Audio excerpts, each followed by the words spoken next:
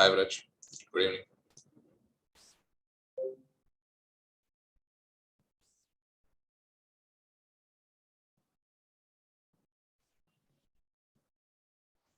Okay, students, good evening. Good evening.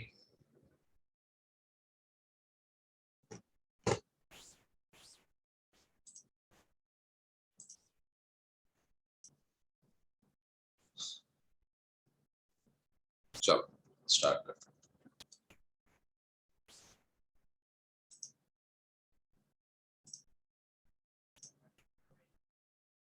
कल हम यहाँ तक पहुंच गए थे. ठीक है, टेस्ट और अंडरस्टैंडिंग 3 से बाकी. आज इसके बाद हम एग्जाम किट करेंगे. एक सिंपल सा क्वेश्चन है, चलो देख लेते हैं. Max company owns a fish finger factory. The premises were purchased on 1st January 2011. Okay, 2011 में परचेस किए. कितने में? 4,50,000. ओके, फिर क्या किया हमने? Depreciation charge at 2% per annum on straight line basis. Okay, यानी हमारा एवरी ईयर क्या हो रहा है? Same to same depreciation charge होगा. ठीक है, स्ट्रेट लाइन मेथड हम फॉलो कर रहे हैं. राइट. ओके, आगे क्या इंफॉर्मेशन है? Now wishes to revalue the factory premises. Revalue करके कहाँ पहुंचना है हमें? $8 lakh. To reflect it market value. ये कब की बात है? 2017. यानी जनवरी 2000 1 जनवरी 2011 से लेके 1 जनवरी 2017. ठीक है, यानी कितना टाइम हो गया? 6 इयर्स. राइट. और डेप्री कितना होगा आज तक का? 4,50,000 इंटू 2% पर एनम. राइट. तो इंटू 2% करोगे तो 452 9,000 या 9,000. ठीक है, ये तो पर एनम हो गया. हमारे इस फैक्ट्री को लिए हुए क्या टाइम हो गया है? 6 साल हो गए. तो 9,000 इंटू 6, यानी एवरी ईयर हमने क्या किया होगा? Depreciation account debit 9,000 to accumulated depre. तो ऐसे 6 बार हमने किया, 6 साल चले गए. तो हमारा एक्यूमुलेटेड डेप्रिसिएशन में बैलेंस होगा 54,000.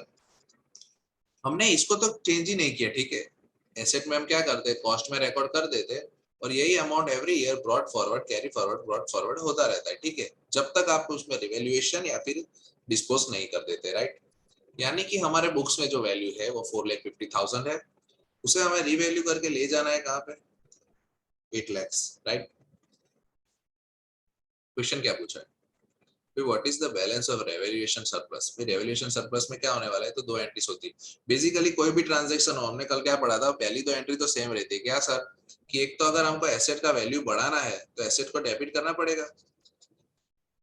यहाँ पे जो फिश फैक्ट्री, अगर 4,50,000 को 8 लाख तक ले जाना है, यानी 455 यानी 3.5 लाख. राइट. 4.5 लाख को अगर 8 लाख पे ले जाना है, यानी एसेट को तो डेबिट करना ही करना है हमें. और दूसरा, अगर उसको हम 8 लाख ले जा रहे हैं तो हमें इस एक्यूमुलेटेड को भी रिमूव करना पड़ेगा ना. क्योंकि अगर इसको रहने देंगे तो इसका वैल्यू 8 लाख लेस 54,000 हो जाएगा. हमारा बैलेंस शीट का प्रेजेंटेशन पता है ना? कॉस्ट जो फुल होता है और इसके नीचे एक्यूमुलेटेड डेप्री के बाद जो आता है कैरिंग वैल्यू और फिर कैरिंग अमाउंट, व्हाटएवर यू से. यानी हमें क्या है? एक्यूमुलेटेड डेप्रिसिएशन को भी रिमूव करना है. डेप्रिसिएशन आप हर साल क्या एंट्री करते हो? डेप्रिसिएशन डेबिट, क्योंकि वो एक्सपेंस है, टू एक्यूमुलेटेड डेप्री, यानी ये क्रेडिट बैलेंस है. तो उसको भी हम डेबिट करते खत्म कर देते हैं एक्यूमुलेटेड डेप्री को. क्या लिखोगे? 54,000. और क्रेडिट हमें क्या करना है? Revaluation surplus. 350 plus 54 lakh 4,000. Right. So the answer is C. Simple सा सम, नथिंग मच टेक्निकल. अभी दूसरा कॉन्सेप्ट है. अभी तक हमने क्या पढ़ा? डेप्रिसिएशन तो पढ़ा, और कौन सा था? नॉर्मल एसेट का. अब हम क्या कर रहे हैं? Depreciation and disposal of revalued asset. इसमें एक कॉन्सेप्ट है तो जरा आपको ध्यान रखना है. ऑप्शनल कॉन्सेप्ट है, यानी अगर क्वेश्चन में दिया हो तो ही करना है, लेकिन दिया है तो हमें पता होना चाहिए कि करना क्या. ठीक है, तो ये इंपॉर्टेंट है. चलो, क्या बोला है? When a non-current asset has been revalued, the charge for depreciation should be based on revalued amount. यानी कि आगे से जो डेप्रिसिएशन है वो हम रिवैल्यूड अमाउंट के ऊपर गिनेंगे. ठीक है, ये तो हमारा डिस्कशन पहले भी हो चुका था. जो भी रिवैल्यूएशन करेंगे तो आगे तो रिवैल्यूड अमाउंट पे ही डेप्रिसिएशन गिनेंगे, उसमें तो कोई डाउट है ही नहीं. आगे बढ़ते हैं। This charge will be higher than depreciation prior to the revaluation. क्यों? क्योंकि रिवैल्यू करके अगर हमने एसेट का कॉस्ट बढ़ा दिया, 4 लाख की चीज को 8 लाख कर दिया, और हमारा मेथड तो वही रहेगा भाई, यूजफुल लाइफ फॉलो कर रहे हैं तो लेट्स से 4 इयर्स बचे, तो पहले 4 इयर्स बचे थे तो उस पे 1 लाख डेप्री आने वाला था, अभी 2 लाख आएगा, राइट? तो क्या बोल रहा है कि the charge will be higher than the depreciation prior to the revaluation and will be charge to profit और लॉस एज नॉर्मल। तो ये जो 2 लाख है ना, वो सीधा का सीधा एंट्री सेम ही रहेगी, क्या? डेप्री टू एक्यूमुलेटेड और पी एंड एल टू डेप्री, यानी डेप्री का बैलेंस क्लोज हो जाता है और डेप्री चला जाता है हमारे पी एंड एल में। ओके, यहां तक तो सब सेम हो रहा है। अब इफ एन आइटम, और ये थियरी पॉइंट है, याद रखना है, छोटा सा एमसीक्यू में पूछ सकते हैं क्या, कि अगर आप रिवैल्यूएशन कर रहे हो, क्या बोला, if an item is revalued entire class shall be revalued. ठीक है, what do you mean bye entire class? यानी कि अगर आपने एक टाइप की एसेट का रिवैल्यूएशन किया तो उस एसेट के रिलेटेड जो भी पूरा क्लास है वो पूरा का पूरा रिवैल्यूएशन करना है। रिवैल्यूएशन का मतलब क्या होता है कि आप चेक करते हो कि भाई फेयर वैल्यू के साथ मैच हो रहा है या नहीं करंट अमाउंट। ठीक है, तो अगर आपको कोई ऐसी एसेट मिली, राइट, जैसे कि कोई मशीन था आपका जिसको आपको रिवैल्यूएट करना पड़ा, तो अगर आपने मशीन को रिवैल्यू किया तो मशीनरी का जो क्लास है, यानी मशीनरी के हेड के नीचे जितने भी एसेट्स है वो सारे के सारे आपको रिवैल्यू करने। हाँ, जरूरी नहीं है रिवैल्यू करने से उसका वैल्यू चेंज होगा ही होगा। रिवैल्यू का मतलब क्या है कि हम फिर से वैल्यू गिनेंगे उसकी, कि भाई क्या होनी चाहिए exactly as on date. What do you mean by class? यानी कि अगर कोई फर्नीचर में आपने टेबल वगैरह का वैल्यू चेंज किया या फिर बिल्डिंग का वैल्यू चेंज किया, तो जो भी बिल्डिंग्स के नीचे आपके एसेट है वो सारे के सारे रिवैल्यू हो गए। लेट्स से अगर आपने हैदराबाद का बिल्डिंग को आपने रिवैल्यू किया, तो एक बार आपको सारे दूसरे बिल्डिंग भी देख लेने पड़ेंगे। ठीक है, उसी तरह से यानी कि एक जो क्लास है हमारा एसेट का, ठीक है, प्लांट एंड मशीनरी हो गया। कई बार प्लांट एंड मशीनरी के अंदर भी डिफरेंट क्लासेस होते हैं, जैसे कि व्हीकल्स हो गए। ठीक है, तो कुछ व्हीकल ऐसे होते हैं जो बिजनेस में यूज होते हैं, और कुछ व्हीकल क्या है कि स्टाफ को हमने ट्रांसपोर्टेशन और उसके लिए रखा हुआ है। ठीक है, तो उसमें देखो ये व्हीकल जो बिजनेस में यूज हो रहा है, यानी कि जैसे कि फोर्कलिफ्ट हो गया, वो ट्रक्स यूज हो रहे हैं। ठीक है, तो उनका अगर वैल्यू चेंज हुआ तो हम सिर्फ व्हीकल्स, ये वाले व्हीकल का ही रिवैल्यूएशन करेंगे, क्योंकि वो क्लास अलग हो गया। ठीक है, हमारे ट्रक्स का वैल्यू चेंज होने से वो स्टाफ वाले बस का वैल्यू चेंज नहीं होने वाला है। ठीक है, तो आप समझ रहे हो क्लास? बेसिकली आपको तो क्या है, एग्जाम व्यू पॉइंट से ये पता होना चाहिए कि अगर एक असेट का रिवैल्यूएशन करोगे तो वो क्लास जिस भी क्लास में फॉलो हो रहा है, इट में भी फर्नीचर, इट में भी प्लांट एंड मशीनरी, इट में भी बिल्डिंग्स, उस पूरा का पूरा क्लास आपको रिवैल्यू करना पड़ेगा। ओके, चलो आगे। और ये जो एडजस्टमेंट है, कहाँ गया, हाँ, IAS 16 permits a class of assets to be revalued on a rolling basis provided that the valuation are kept up to date and performed within a short period। ये जो एडजस्टमेंट है ये इंपॉर्टेंट, क्या बोल रहा है वो, the excess of new annual depreciation. क्या एक्सेस? किससे एक्सेस सर? तो ओवर द ओल्ड डेप्रिसिएशन। यहाँ पे देखा ना, अगर पुराना कॉस्ट चल रहा होता तो हमारा डेप्रिसिएशन क्या होता, 1 लाख, लेकिन अब क्या हो रहा है, 2 lakhs, राइट? तो उसका उसकी बात चल रही है, तो जो एक्सेस हुआ 1 लाख उसको हम कैसे डील करेंगे। ठीक है, तो क्या हुआ, may be subject to an annual transfer from revaluation surplus to retained earnings। यानी कि रिवैल्यूएशन सरप्लस को डेबिट कर दो और रिटेन्ड अर्निंग्स को क्रेडिट कर दो। चलो मैं ये आपको समझाता हूँ बेसिकली क्या बात हो रही है। ठीक है, एग्जांपल लेते हैं। ठीक है, 10 लाख की एसेट है आज, पहले हमने कोई भी वैल्यू में ली थी, लेकिन रिवैल्यूएशन करने के बाद हम 10 लाख पे पहुंचे। ठीक है, लेकिन जब वो एसेट थी उसका कॉस्ट आज 1 लाख होना चाहिए, रिमेनिंग लाइफ 10 years, तो यहाँ पे डेप्रिसिएशन क्या आएगा, 10,000। अगर हमने रिवैल्यू नहीं किया होता तो हमारा डेप्रिसिएशन 10,000 आता। ठीक है, नो डाउट, लेकिन रिवैल्यू करने के बाद हमारा वैल्यू हो गया है 10 lakhs, यूजफुल लाइफ उतना ही है 10, यानी हमारा डेप्रिसिएशन एवरी ईयर कितना आएगा, 1 लाख। पता है हम जब एसेट का वैल्यू बढ़ाते हैं तो क्या करते हैं, एसेट को डेबिट करते हैं और रिवैल्यूएशन सरप्लस में क्रेडिट करते हैं। हमारा लॉजिक क्या होता है, भाई ये जो प्रॉफिट है वो रियलाइज थोड़ी ना हुआ है। जब आप एसेट बेचोगे तब ये प्रॉफिट रियलाइज होगा। तो अभी से आप अगर उसको पी एंड एल में क्रेडिट दे दोगे तो आपका ऑपरेटिंग प्रॉफिट गलत दिखाएगा ना। इसलिए हम क्या करते हैं, उसको पी एंड एल वाला पोर्शन खत्म हो जाने के बाद नीचे एक दूसरा सेक्शन है ओसीआई, उसमें प्रेजेंट करते हैं, ठीक है। तो यहाँ तक तो हमने कल कवर किया था, राइट। तो रिवैल्यूएशन सरप्लस में क्या हो रहा है, क्योंकि वो अनरियलाइज्ड है इसलिए हमने उसको साइड में रखा हुआ है, ओसीआई में हम बता रहे हैं उसको, और बैलेंस शीट में आएगा इक्विटी के नीचे। अभी सिचुएशन क्या हो रहा है पता है, कि अगर हमने रिवैल्यूएशन नहीं किया होता तो हर साल पी एंड एल में क्या इफेक्ट होता डेप्रिसिएशन का। तो हम क्या करते हैं, डेप्रिसिएशन डेबिट 10,000 टू एक्यूमुलेटेड डेप्री 10,000, और ये तो बैलेंस शीट में चला जाएगा हमारा वो प्रेजेंटेशन में, कॉस्ट लेस एक्यूमुलेटेड डेप्रिसिएशन में, और नीचे कैरिंग अमाउंट, और ये जो है वो पी एंड एल आइटम। तो क्या होता है, वो राइट ऑफ हो जाती है, क्लोज हो जाती है, स्क्वायर ऑफ हो जाती है। कैसे, P and L debit to depre 10,000।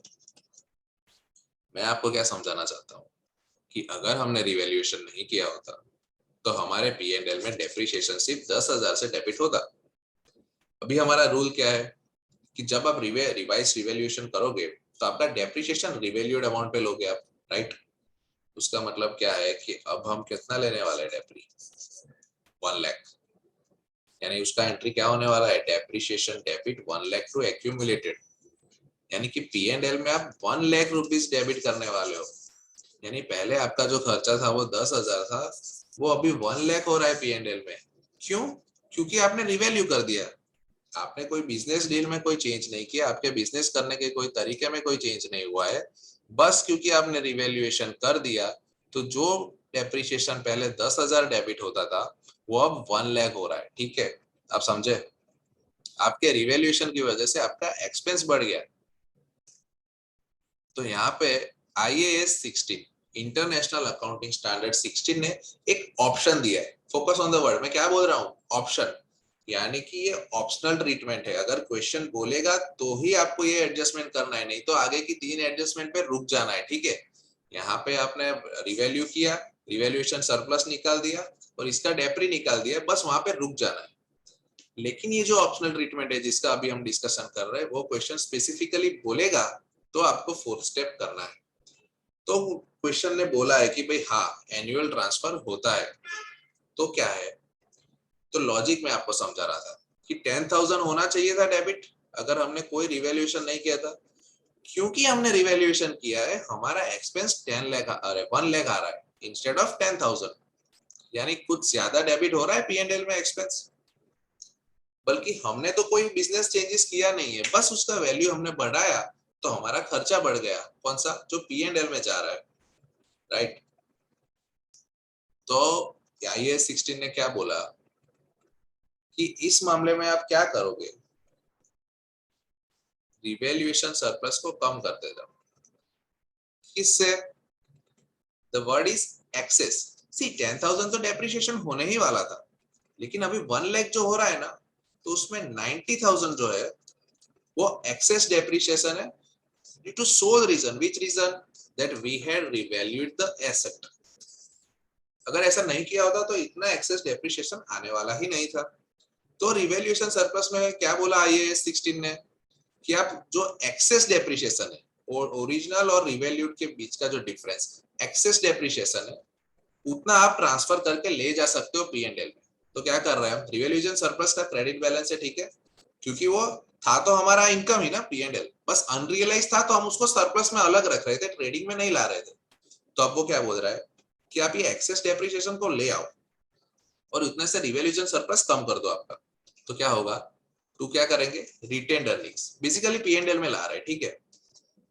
कोई भी आप साइड में कर देते हो और अगर मेन इनकम में लाना है तो उसे क्या बोलते हैं हम, रिटेन्ड अर्निंग्स। तो सर इसका नेट इफेक्ट क्या आया, तो आप देखोगे तो डेप्री को जो हमने पी&एल डेबिट किया तो कितने से किया था, 1 लाख, राइट। और अभी देखो कि पी&एल को हम क्रेडिट कर रहे हैं रिवैल्यूएशन सरप्लस को डेबिट करके 90,000 से, यानी आप समझे पी&एल पे अभी भी नेट इफेक्ट कितना हो रहा है, 10,000। क्लियर, इस कॉन्सेप्ट पे कोई डाउट है? चैट में बता देना, थोड़ा ऑफ बीट है तो आगे बढ़ते हैं।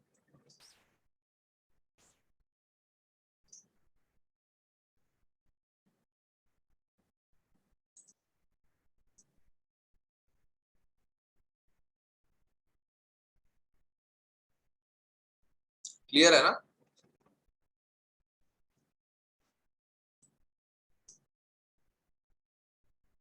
चलो, अमन ने बोल दिया, ब्रज का भी क्लियर मान लेते हैं।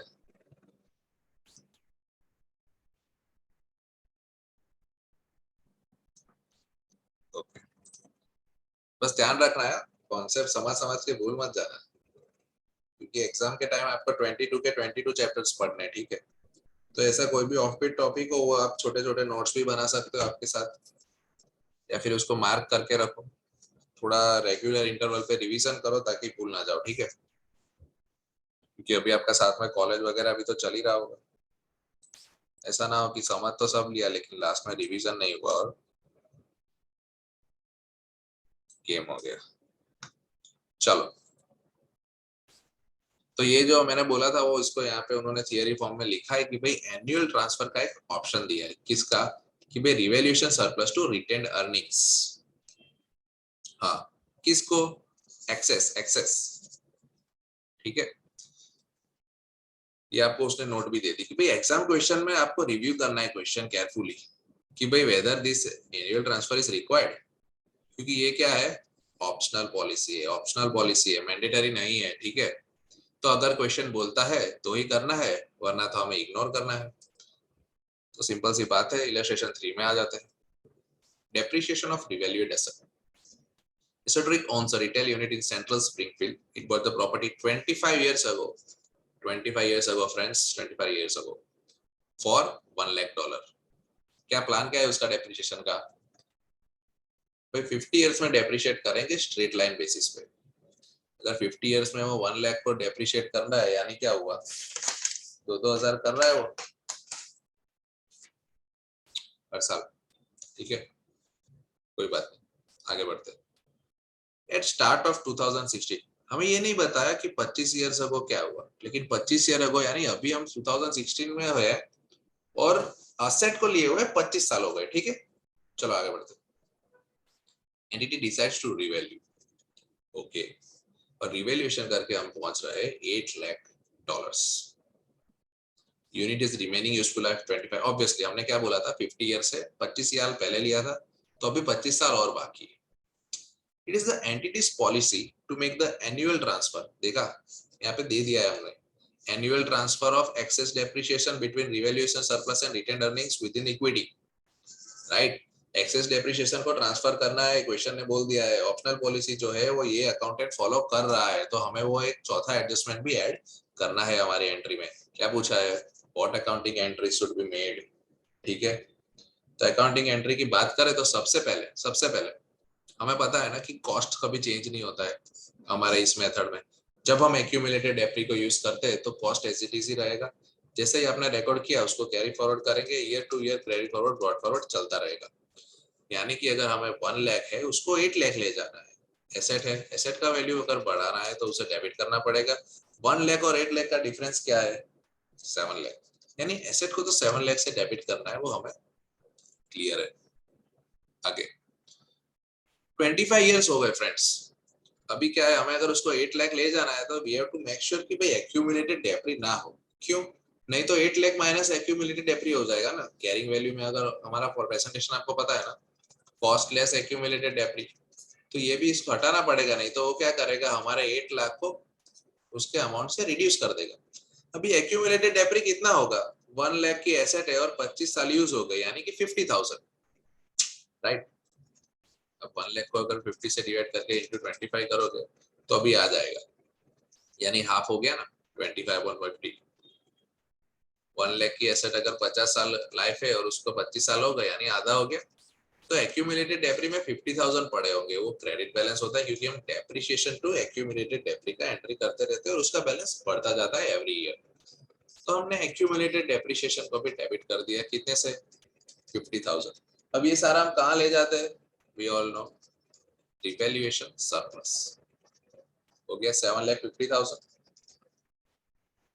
ठीक है, उसके बाद क्या करेंगे भाई, डेप्रिसिएशन। डेप्रिसिएशन का क्या रूल है हमारा, रिवैल्यूएड अमाउंट पे लिखेंगे, रिवैल्यूएड अमाउंट पे गिनेंगे। ठीक है, ये हमने कब कर दिया है, स्टार्ट ऑफ 2016, स्टार्ट ऑफ 2016, यानी कि स्टार्ट ऑफ 2016 में हमारा जो एसेट है उसका वैल्यू क्या हो गया 8 लाख, और उसकी लाइफ और 25 ईयर्स है, क्या है, और 25 ईयर्स। तो 8 लाख डिवाइड बाय 25 करोगे तो क्या आएगा 32,000, यानी आपका डेप्रिसिएशन अकाउंट डेबिट होगा 32,000 से और जाएगा एक्यूमुलेटेड डेप्री में 32,000। तो इसमें तो कोई डाउट नहीं है, ये तो हम करते ही रहते सारे नॉर्मल सम्स में। ठीक है, अब आएगा हमारा पॉइंट कि भाई एक्सेस डेप्रिसिएशन को आप ट्रांसफर करो, ऐसा बोला है। ठीक है, तो सबसे पहले हमें पता होना चाहिए कि हमारा ओरिजिनल डेप्रिसिएशन कितना था। तो 1 लाख की एसेट थी और 50 इयर्स का लाइफ था, तो यानी 2000 पर है ना, यानी होना चाहिए था पी एंड एल डेबिट 2000 से, लेकिन actually P and L debit कितने से हो गया है 32,000, राइट।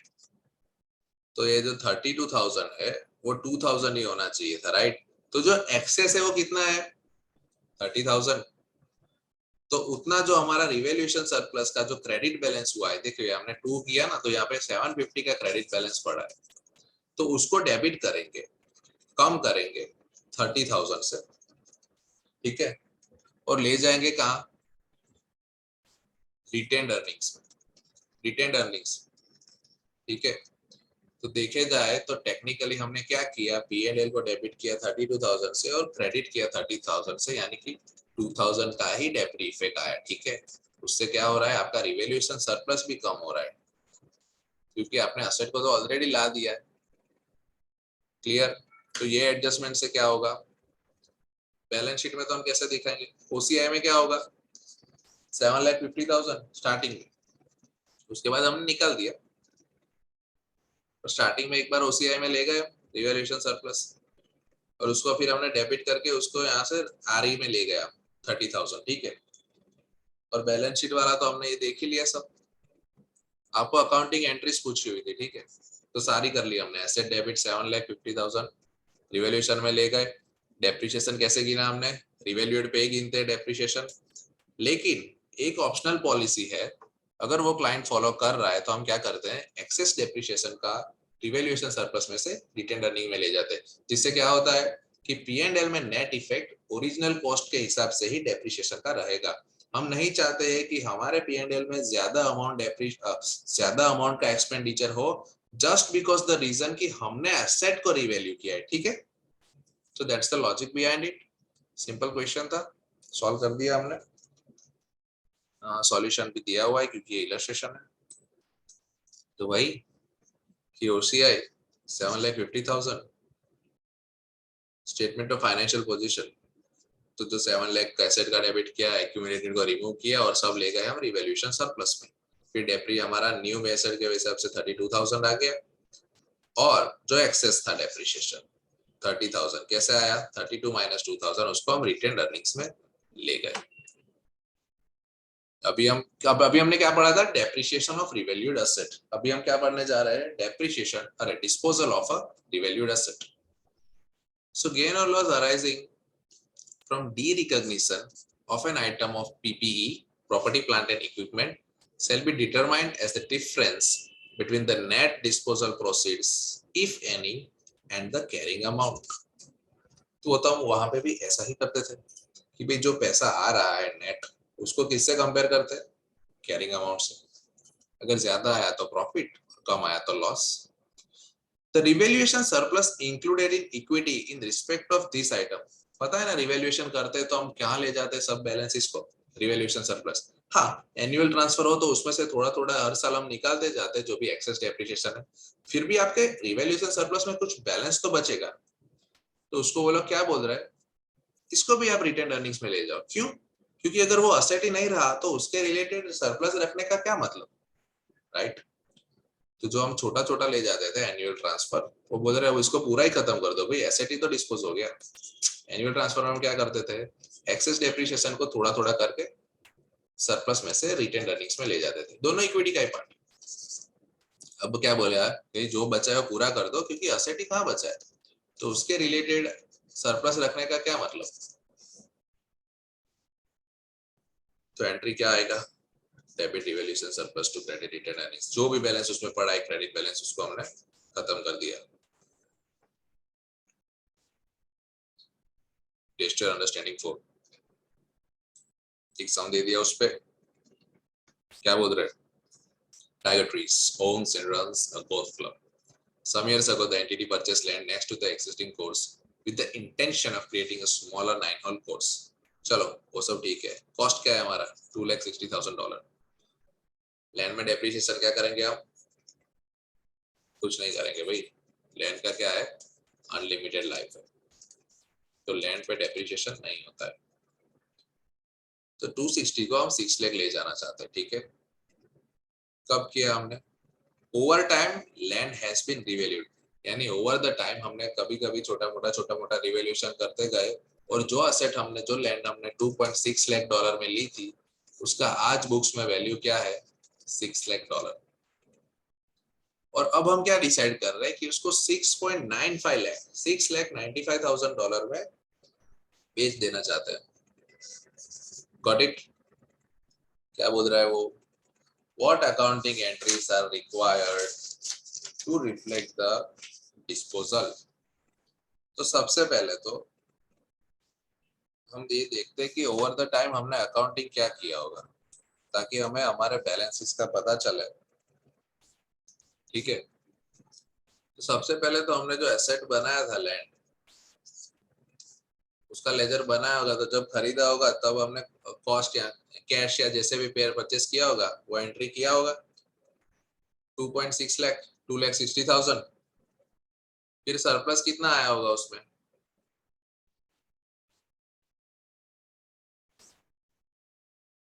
हम कहाँ ले गए कॉस्ट को, 6 लाख, ठीक है, यानी 3,40,000। क्लियर, 2,60,000 की एसेट को हम 6 लाख पे ले गए, यानी हमने रिवैल्यूएशन सरप्लस में उसको ले गए होंगे। और फिर ये यहाँ पे कैरी फॉरवर्ड ब्रॉड फॉरवर्ड का गेम चलता रहेगा जब तक डिस्पोज नहीं करते। और लास्ट में क्या करेंगे, यहाँ पे ब्रॉड फॉरवर्ड किया होगा हमने, और पूरा का पूरा ले जाएंगे हम डिस्पोजल में, कितना, 6 लाख। इसमें तो कोई डाउट नहीं है। चलो आगे बढ़ते हैं।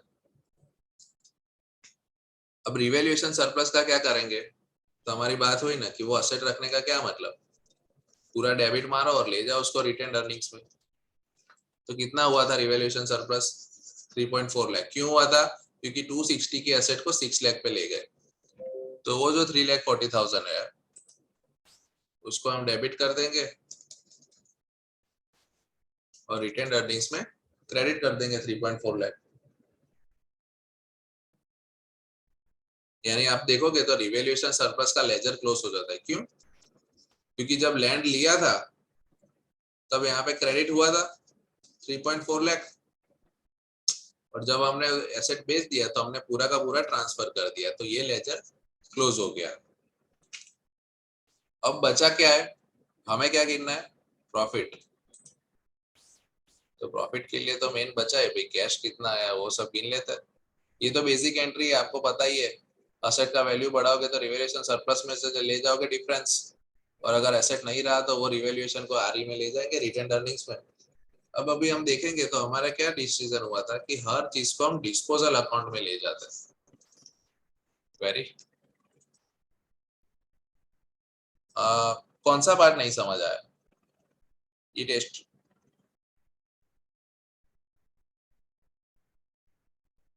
ये वाला सम, नंबर 4 की आगे का कॉन्सेप्ट। ओके, दिस सम। चलो फिर से ट्राई करते हैं, दूसरी मेथड से ट्राई करते हैं।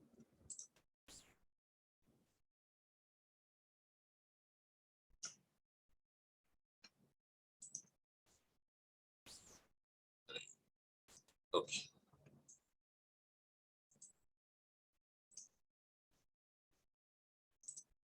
एक बार मैं इरेज कर देता हूँ।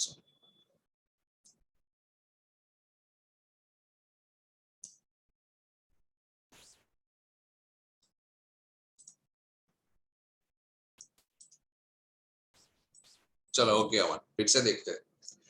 पहले तो हमें पूछा क्या गया है, अकाउंटिंग एंट्रीज, ठीक है।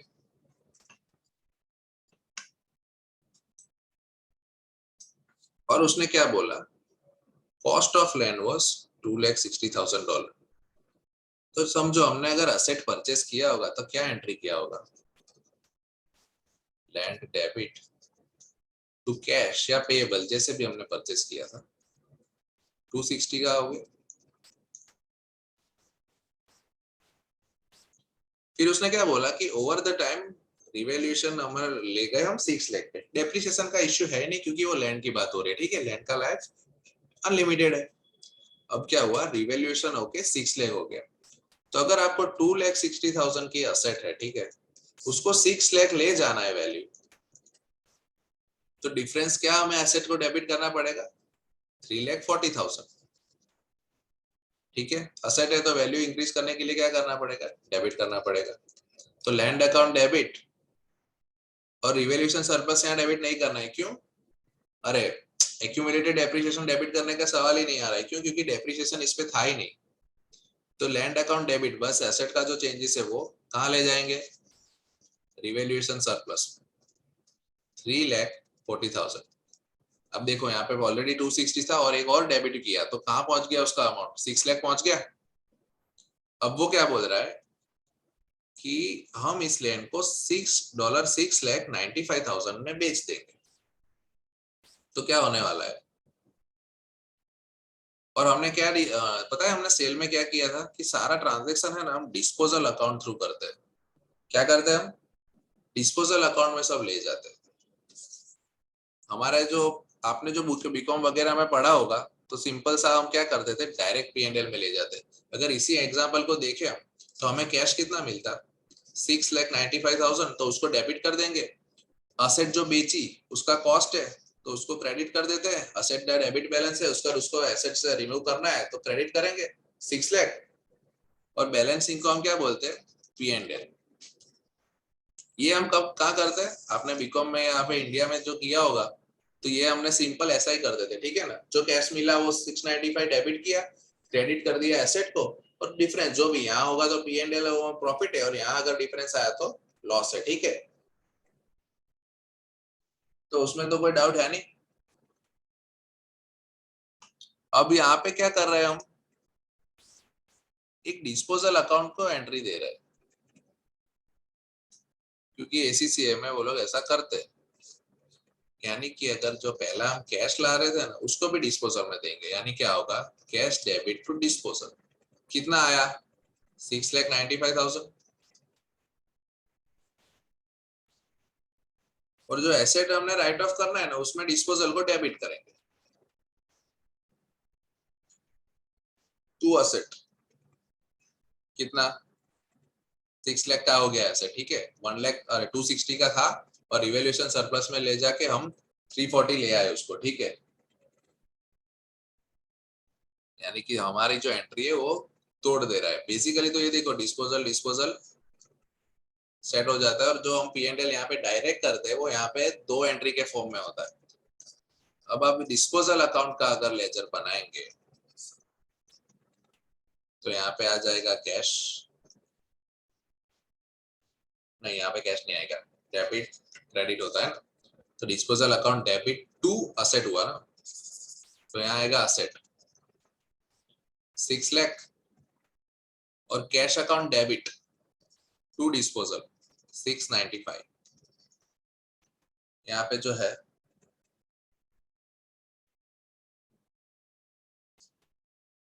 क्या आ गया, गेन। क्यों, 695 का एसेट हमने, 6 लाख का एसेट हमने 695 में बेच दिया। तो यही हमें पूछा गया था और यही आंसर है। बोलो किसका डाउट था, अमन। अभी कोई भी पार्ट में हो तो फिर भी बोल सकते हैं, ऐसा कोई नहीं कि भाई ये डिस्पोजल समझ नहीं आया या फिर डेप्री नहीं समझ आया। पूरा नहीं समझ आया तो पूरा भी फिर से कर सकते।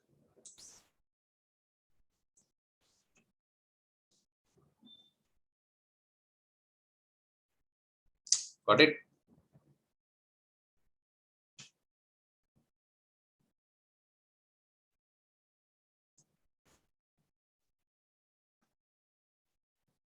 ओके, ठीक है, अभी तो मैंने समझाया तो समझ आ गया। ऐसा हो तो एक बार फिर से भी देख लेना लेक्चर के बाद। कई बार क्या होता है कि मैं बोलूंगा तो आपको ऐसा लगेगा हाँ राइट हो रहा है, ठीक है। हमारा मेन पर्पस है कि भाई आ जाना चाहिए। तो एक बार ये सम फिर से भी देख लेना क्योंकि आपको डाउट हुआ था। आगे बढ़ते, लास्ट पार्ट है चैप्टर का, डिस्क्लोजर रिक्वायरमेंट्स। तो उसमें क्या है, बैलेंस शीट की डिस्क्लोजर, P&L और नोट्स की बात कर दी। बैलेंस शीट में क्या बोल रहा है कि भाई कैरिंग वैल्यू दिखाओ आप, कैसे? तो वो तो हमारा फॉर्मेट है ही, कॉस्ट लेस एक्यूमुलेटेड डेप्ट और भी कोई चेंजेस और रिवैल्यूएशन वगैरह, तो उसका ऐसे फॉर्मेट करो और नीचे कैरिंग वैल्यू दिखाओ। तो वो तो हमें पता ही है। P&L में क्या बोल रहा है कि आप क्लियरली बताओ कि डेप्री क्या है। यानी बहुत सारे एक्सपेंसेस है, एक्सपेंस कैटेगरी में आप डेप्रिसिएशन का एक अलग हेड बनाना। तो वो तो हम करते ही। नोट्स टू अकाउंट में क्या बोल रहा है कि भाई कौन सी मेथड फॉलो की, SLM, रिड्यूसिंग बैलेंस, क्या रेट यूज किया, सब डिस्क्लोज करो। और रिवैल्यूएशन किया तो उसकी डिटेल्स दो। तो बेसिकली ये डिस्क्लोजर रिक्वायरमेंट्स है। वन टाइम रीड रखना, पढ़ लेना, अगर कुछ छोटा मोटा थियरी में आ गया तो ठीक है। बाकी सब एकदम नॉर्मल सी बात की गई हुई है जो आपको पता ही है कि भाई आप बैलेंस शीट में आप करंट कैरिंग वैल्यू दिखाना एग्रीगेट, तो हम वैसा ही करते हैं ना, कॉस्ट लेस एक्यूमुलेटेड डेप्री। P&L में वो क्या बोल रहा है कि भाई depreciation charge should be included with in relevant expense categories. तो जो एक्सपेंस का कैटेगरी है उसमें इंक्लूड करना, तो वो तो हमें पता ही है, हम थोड़ी उसको OCI में ले जाने वाले। और नोट्स टू अकाउंट में क्या बोला कि भाई डेप्रिसिएशन मेथड बता दो, रेट बता दो और डिस्क्लोज करो, और अगर रिवैल्यूएशन किया है तो उसकी डिटेल्स दे दो। तो बेसिकली प्रिंसिपल डिस्क्लोजर, यानी कि बहुत सारे डिस्क्लोजर रिक्वायरमेंट्स होती है, लेकिन मेन मेन कौन सी है? तो बोल रहा है कि आपने क्या मेजरमेंट वैल्यूएशन किस बेस पे किया वो बताओ। फिर बोल रहा है डेप्रिसिएशन मेथड क्या है वो बताओ, यूजफुल लाइफ कैसे गिना वो बताओ, डेप्रिसिएशन रेट क्या गिना वो बताओ। ये क्या बोल रहा है, gross amount of each asset heading and it's related accumulated depreciation, जो हमारी बात हुई ना कैरिंग वैल्यू। तो क्या बोला, ग्रॉस बताओ। तो हम पूरे चैप्टर में यही कर रहे थे, ग्रॉस को यहाँ पे लिख रहे थे, वो चेंज होता ही नहीं था। क्यों? क्योंकि हम सारा डेप्री एक्यूमुलेटेड में ले जाते थे। तो क्या बोल रहा है कि ग्रॉस अमाउंट करो और उसका रिलेटेड एक्यूमुलेटेड डेप्रिसिएशन बताओ at the beginning and end of the period, ठीक है। फिर क्या बोल रहा है कि एक रिकंसिलिएशन भी करो, किस चीज का? भाई एसेट है तो उसमें क्या हो सकता है, या तो एडिशन हो सकता है या डिस्पोजल हो सकता है। एक और सिचुएशन क्या होता है कि भाई उसका रिवैल्यूएशन, हम उसका वैल्यू चेंज कर रहे हैं, ठीक है। और डेप्रिसिएशन, ये asset classified as held for sale है, वो मैंने देखा नहीं है आपके टॉपिक में है कि नहीं आगे। एक मिनट में देख लेता हूँ, नहीं तो आपको एक छोटा सा ब्रीफ दे देता हूँ।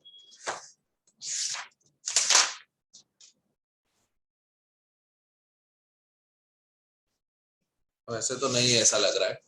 तो बेसिकली क्या होता है कि जब asset classified as held for sale, कई बार क्या होता है कि हमारी एसेट जो है, नॉन करंट एसेट का हमने पता है डेफिनेशन क्या पढ़ा था कि this is not for resale, हम बिजनेस में उसको यूज करना चाहते हैं।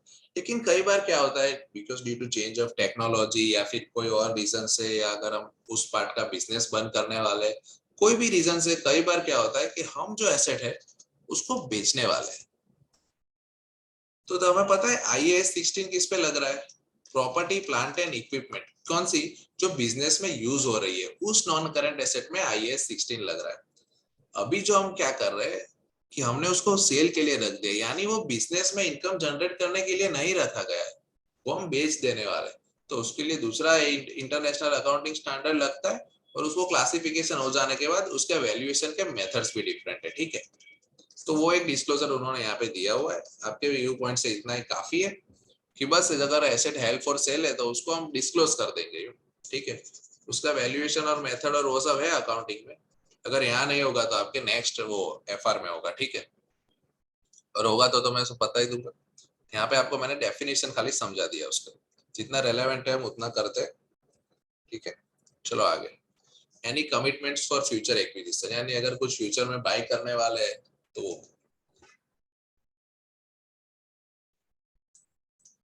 और रिवैल्यूएशन किया है तो भाई कब इफेक्टिव डेट क्या है, जो वैल्यू है, हाँ ये क्योंकि इसमें क्या हो सकता है, मैंने आपको पता है एक एनरॉन वाला केस स्टडी डिस्कस किया था, जिसमें वो लोग वो फेयर वैल्यू पे रिकॉर्ड करते अपना पीएनएल को ऊपर चढ़ाए जा रहे थे स्कैम। तो इसमें भी तो ऐसा चांसेस है ना, अगर आप असेट का वैल्यू बढ़ाते जाओगे तो आपका रिवैल्यूएशन सरप्लस बढ़ता जाएगा। तो वो क्या बोल रहा है कि आपका जो वैल्यूएशन है ना, वो इंडिपेंडेंट वैल्यूअर ने किया है या नहीं किया है, क्योंकि जो वैल्यूएशन इंडिपेंडेंट वैल्यूअर ने किया है ना, उसकी क्रेडिबिलिटी ज्यादा रहती है। कंपलसरी नहीं है, पर जस्ट जो हम पता है फर्स्ट चैप्टर में पढ़ रहे थे, the reliability of financial statements, तो ये सब चीज से क्या है, रिलायबिलिटी बढ़ती है कि भाई एक इंडिपेंडेंट बंदे ने उसका वैल्यूएशन किया है।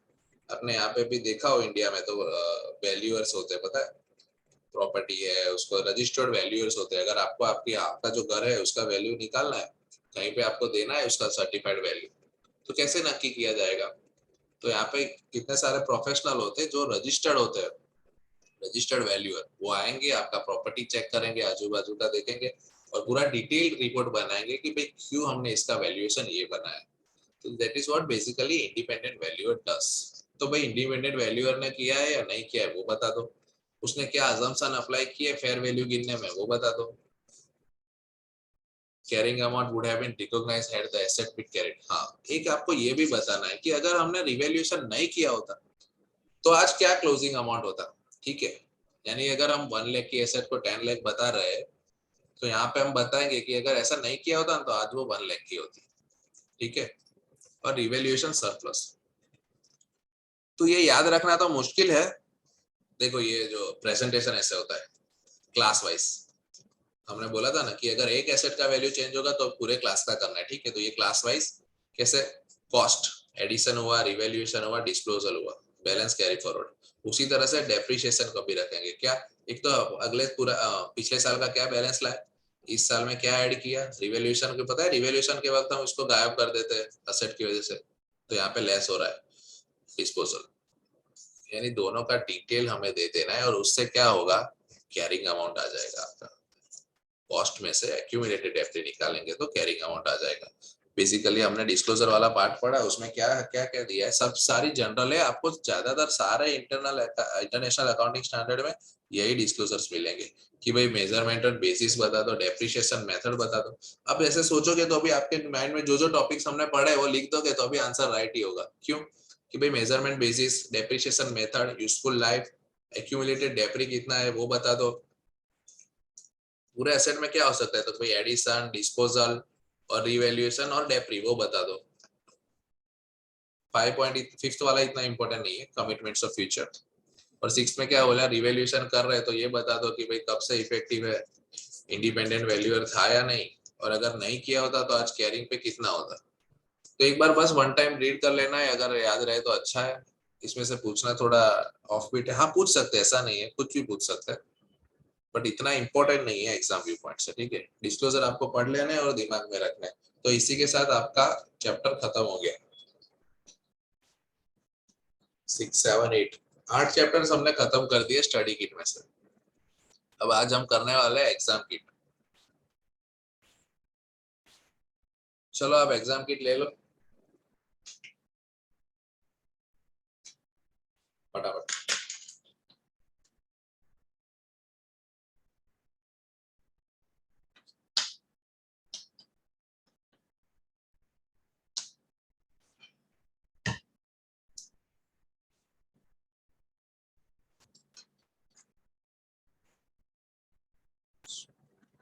करें स्टार्ट।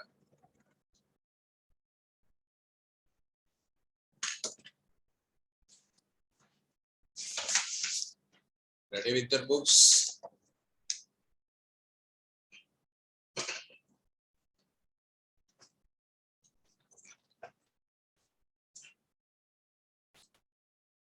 Okay, let's start.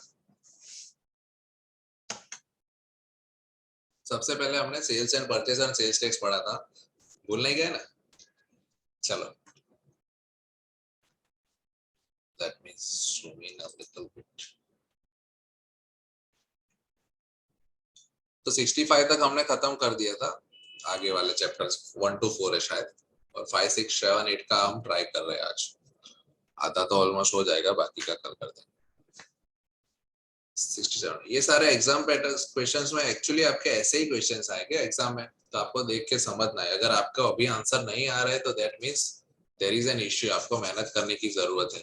अगर आपको आंसर आ रहा है तो क्या है कि you are on the right track, exam भी आपका आसानी से शांति से क्लियर हो जाने वाला है, ठीक है। क्योंकि एग्जाम में ऐसे ही क्वेश्चंस पूछे जाएंगे, तो आपको क्लिक हो रहा है नहीं हो रहा है, कहाँ पे टाइम हो रहा है, सब चीज का ध्यान रखना है, ठीक है। जस्ट सीट लाइक के ये एग्जाम क्या ही चल रहा है, आपका एग्जाम क्वेश्चन ही चल रहा है। चलो स्टार्ट।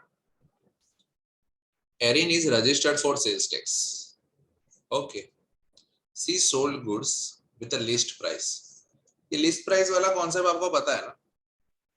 कोई भी चीज होती है तो उसका एक लिस्ट प्राइस होता है। वो क्या होता है कि कस्टमर के लिए, नॉर्मल कस्टमर के लिए ये प्राइस लिखा हुआ है, हर कोई जाके नेगोशिएट नहीं कर सकता है, ठीक है। आप जाके अगर लेस का पैकेट लेने जाओगे, आप नेगोशिएट करते हो क्या कि भाई नहीं 15 नहीं 20 नहीं? तो ये जो लिस्ट प्राइस है जनरली क्या है, सिंगल कस्टमर को या फिर इतना वैल्यूएबल कस्टमर हो उसके लिए तो यही फाइनल रहता है, ठीक है। और एक प्राइस तो सबका नक्की होता है, तो वो हो गया लिस्ट प्राइस। मैं क्या समझा रहा हूँ आपको, तो ये जो लिस्ट प्राइस होता है उसमें से ट्रेड डिस्काउंट माइनस होता है, ठीक है।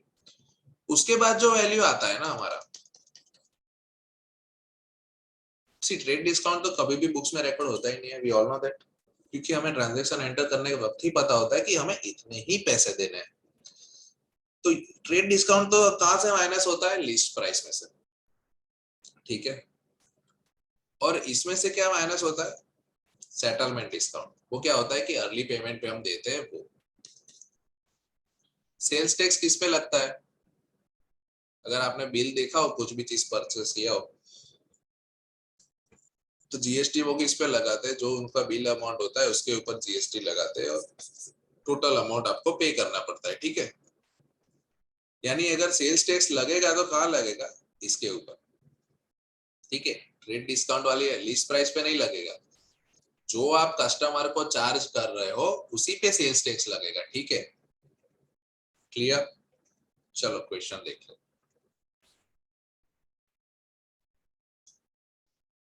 लिस्ट प्राइस है $600, फिर क्या बोल रहा है, एक्सक्लूडिंग सेल्स टैक्स, यानी कि इसमें सीधा परसेंटेज लगाएंगे, ठीक है, क्योंकि इसमें सेल्स टैक्स इंक्लूडेड नहीं है। टू कायल ऑन क्रेडिट, यानी कि ये क्रेडिट सेल है, ओके। क्यों? क्योंकि वो लार्ज क्वांटिटी में, हमें डिस्कस किया ना, ऐसा वैसे सबको डिस्काउंट नहीं मिलता है, लार्ज क्वांटिटी में आप नेगोशिएट कर सकते हो। कितना दिया, 5% trade discount on normal list price, यानी कि इसमें से 5% निकाल दोगे, 6 5 30, ठीक है, तो आ जाएगा 570। अब सेल्स टैक्स है ना, कितना है, 15%।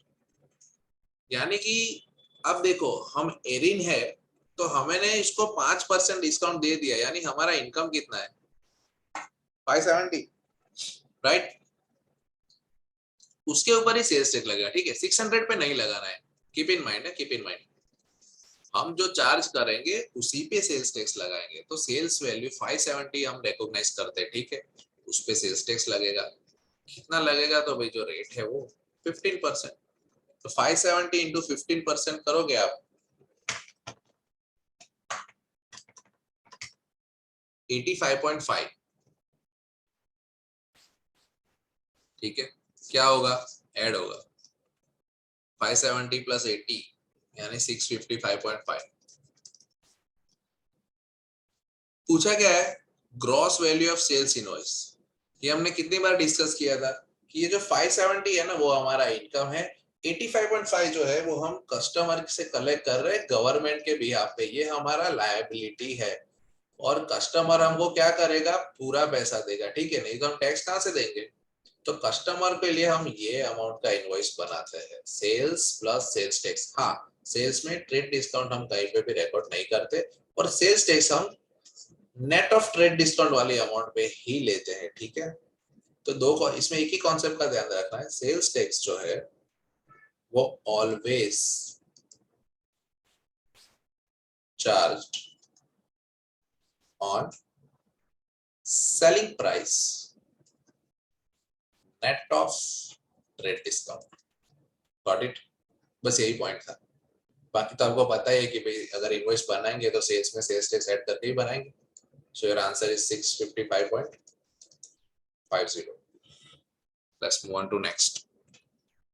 1 December 2000 लॉरल ओज, ओज यानी हमें देना है, ठीक है, we are suppose to pay sales tax authorities को कितना, 23,778। ओके, यानी कि हमारा इतना लायबिलिटी है। आगे क्या, sales of $8 lakh exclusive, wow that's easy. क्या करना है, 8 lakh into 17.5% which is equal to 1,40,000। Purchase is inclusive. Okay, यानी इसमें क्या करेगा, डिवाइड बाय 117.5% करेंगे तो वो 100 पे आ जाएगा, और इसको इंटू 17.5 करेंगे तो उसका टैक्स आ जाएगा। तो अगर करेंगे कैलसी में तो आ जाएगा 87,990।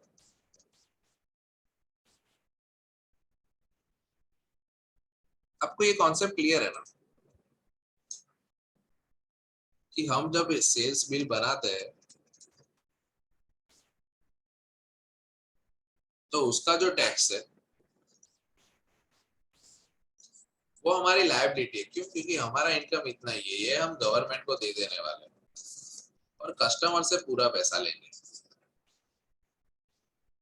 लेकिन हमारी लायबिलिटी क्या होती है पता है, ये 1000 हमारी लायबिलिटी नहीं होती। क्यों? क्योंकि इसमें से क्या होता है, ये तो सेल्स ट्रांजैक्शन हो गई, जब हमने परचेस किए होंगे तो हमने भी तो सेल्स टैक्स भरा होगा, क्योंकि हमारा डीलर हमसे भी तो पैसा ले लेगा, क्योंकि उसको भी आगे पे करना है। तो जब हमने परचेस किया होगा, जब हम सेल कर रहे हैं तो कस्टमर से पूरा पूरा पैसा ले रहे हैं इंक्लूडिंग द टैक्स, यानी जब हम परचेस किया होगा तो तब हमने भी तो पूरा पेमेंट दिया होगा। ट्रेड पेबल्स, क्या बता रहा हूं मैं, कि ये जो भी आप सेल करते हो तब आप क्या कर रहे हो कि गवर्नमेंट को बोल रहे हैं कि भाई हम आपके बिहाफ पे टैक्स ले रहे हैं, ठीक है। अगर आपने किसी के बिहाफ पे टैक्स लिया है तो आपको चुकाना है उसको। यानी जब भी आप सेल करोगे तब आप क्रेडिट लायबिलिटी आपकी खड़ी होने वाली है। क्यों? क्योंकि आप किसी और के बिहाफ पे उसके पैसे किसी और से ले रहे हो। कस्टमर से 1000 रुपया जो आपने लिया है वो आपका नहीं है, आपको सरकार को देना है। यानी कि जब जब आप सेल्स ट्रांजेक्शन करोगे तो आपकी एक लायबिलिटी क्रिएट होने वाली है। अगर आप सिंपल से एंट्री भी देखो तो हम कस्टमर को डेबिट करते हैं टू सेल्स और टू सेल्स टैक्स। तो ये जो सेल्स टैक्स को टू किया यानी वो क्रेडिट बैलेंस हो गया। तो अकाउंटिंग फंड में भी देखो तो अभी लॉजिकली देखो भी तो अगर आपने सेल किया किसी के बिहाफ पे पैसा रखा है और उसको चुकाना है तो वो आपकी लायबिलिटी हो गई। वो लायबिलिटी एब्सोल्यूट नहीं है। इस 1000 में से आप सारे परचेस वाले सेल्स टैक्स को माइनस करोगे, ठीक है। यानी परचेस वाले सेल्स टैक्स का क्या बैलेंस होगा, डेबिट। क्यों? क्योंकि हमने क्या किया कि हमारा एक्सपेंस है 10,000 और ये हम डेबिट क्यों करते हैं, क्योंकि हमारी लायबिलिटी में वो सेट होने वाला है, तो वो हमारा एक्सपेंस नहीं है, ठीक है। और टू कर देते पेबल्स, यानी पूरा भी जितना भी सेल्स टैक्स डेबिट हुआ, देखिए लेजर का नाम तो सेम है दोनों जगह, सेल्स टैक्स। तो जितना भी सेल्स टैक्स डेबिट हुआ वो यहाँ पे लेस हो जाता है। और उसके बाद डिपेंडिंग अगर डेबिट बैलेंस आता है तो हम सरकार को बोलेंगे लाओ भाई आपके पास हमारा पड़ा है, और क्रेडिट बैलेंस आता है तो हम पे करेंगे। तो कॉन्सेप्ट क्लियर है, जब आप सेल करोगे तो आपका लायबिलिटी बनने वाला है क्योंकि आप किसी और के बिहाफ पे ले रहे हो। लेकिन वो जो टैक्स है उसमें से आपने जो परचेस पे टैक्स दिया था, परचेस यानी कि इनपुट टैक्स, वो आपको क्रेडिट मिलेगा। और उसके बाद ये क्रेडिट था ये डेबिट था, और जो भी बैलेंस आता है, क्रेडिट आता है तो पे करना है और डेबिट आता है तो हम रिफंड ले लेंगे गवर्नमेंट से, ठीक है। तो ये तो मैंने आपको कॉन्सेप्ट समझा दिया, ये आपको पता ही था पर एक बार ब्रश अप कर लिया, ठीक। तो बेसिकली हमारा ये सॉल्व तो कर दिया, अमाउंट तो हमने ले ली सारी, एक्सक्लूसिव था तो सीधा इंटू 17.5% किया सेल्स पे। यानी ये जो हमारा है वो लायबिलिटी है क्रेडिट, और ये जो क्या है परचेस है वो डेबिट होगा। हमारी लायबिलिटी में से हम माइनस करेंगे, भाई इतना टैक्स हम काट देंगे 140 में से। पूछा क्या है कि भाई बैलेंस कितना रहा होगा, तो सिंपल सी बात है ओस टू पे, यानी ये क्रेडिट है, क्रेडिट के साथ क्रेडिट क्या होगा प्लस, और डेबिट क्या होगा minus 23778 plus 1,40,000 minus 87990, your answer is 75788। ठीक है, वो सेल्स टैक्स का लेजर बनाओगे तो भी सॉल्व हो जाएगा, लेकिन एमसीक्यूज में हमें ऐसे ही सिंपल मैथ्स कर देना है। ठीक है, सेल्स टैक्स का लेजर बनाओगे, यहाँ पे लिखोगे परचेस टैक्स, यहाँ पे सेल्स टैक्स लिखोगे। ठीक है, ओपनिंग बैलेंस लिखोगे, यहाँ पे बता ही देता हूँ 23778 ओपनिंग क्रेडिट बैलेंस, सेल्स वाला जो है वो टैक्स यहाँ पे आएगा क्योंकि वो क्रेडिट होता है 1.4 लाख, और परचेस वाला टैक्स यहाँ पे आएगा 87990। तो जो बैलेंस है वो क्या रहेगा 75788। एग्जाम में आप सीधा सिंपल मैथ्स ही कर देना, अभी क्रेडिट है तो एक लायबिलिटी है, सेल्स अगर लायबिलिटी होगा तो एक और प्लस होगा, और अगर परचेस है तो हम उसको सेट करके टैक्स पे करने वाले हैं तो माइनस। तो 23778 प्लस 140 माइनस 87990। आपके एग्जाम किट में भी आप इस तरह से ही बाजू में आंसर लिख देना, अभी लिखो या बाद में, तो क्या है कि पूरा का पूरा सॉल्व ना करना पड़े। नहीं तो इसमें तो क्या है 200-300 क्वेश्चन है, कितने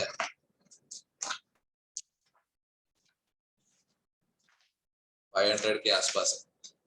तो 500 क्वेश्चंस आप एग्जाम के अगले दिन नहीं देख पाओगे और पूरा का पूरा तो सॉल्व नहीं कर पाओगे। ठीक है, तो इस फॉर्म में अगर आपने किया हुआ है कि भाई 8 लाख इंटू 7.5 तो 1,40,000 और 5 लाख यानी कि 87990 प्लस माइनस, तो आपको देखते ही पता चल जाएगा कि ये सम में हमने क्या किया है और क्या ध्यान रखना है। ठीक है, यहाँ पे है तो आपने नोट लिखा हुआ है कि भाई always charge on SP net of trade discount, तो आपको पता रहेगा कि भाई इस क्वेश्चन में यही पॉइंट है।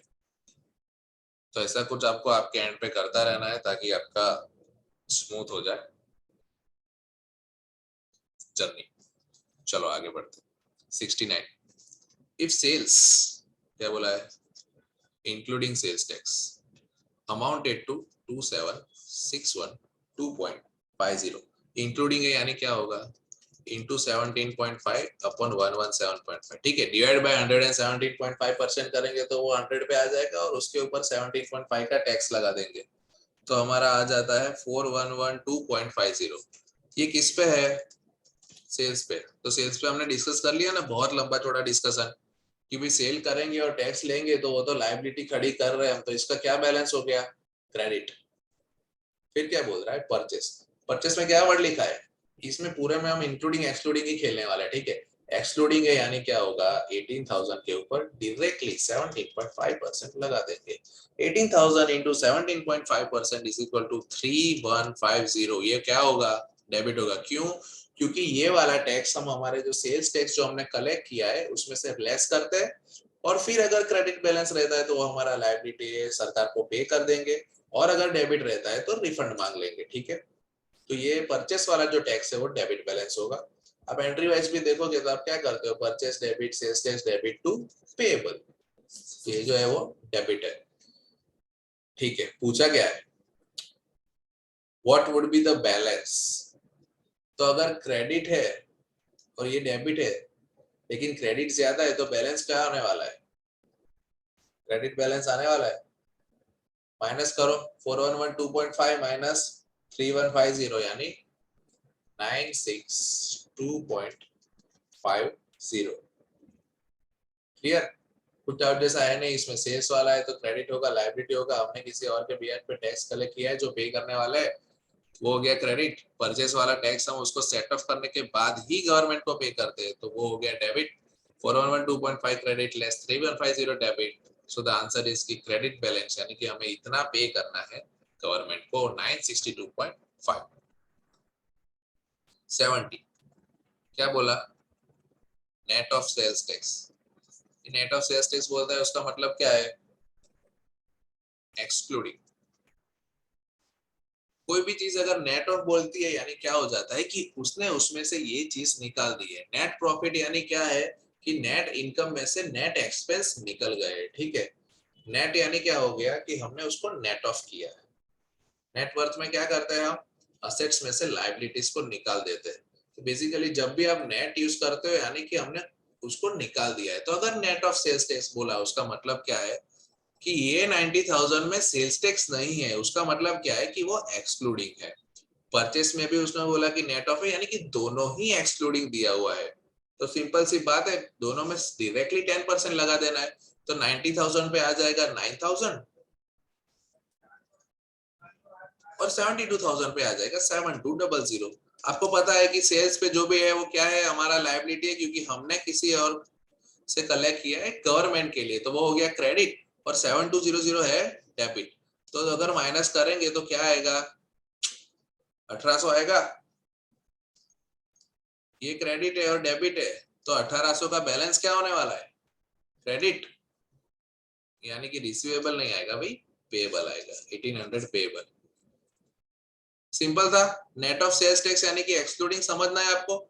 90 और 72,000 दिया है, 10% दिया है, तो यानी कि लायबिलिटी है 9,000, उसके सामने जो सेट ऑफ मिलने वाला है परचेस वाला इनपुट टैक्स का जो क्रेडिट मिलने वाला है, जो डेबिट बैलेंस होता है, वो कितना 7200, यानी अभी भी 1800 बच गए ना, तो वो 1800 payable.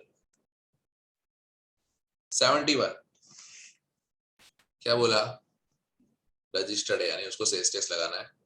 Outputs 60,000 exclusive of tax, exclusive यानी सीधा लगा देंगे हम कितना 17.5%, 60,000 इंटू 17.5% यानी आ गया $10,500।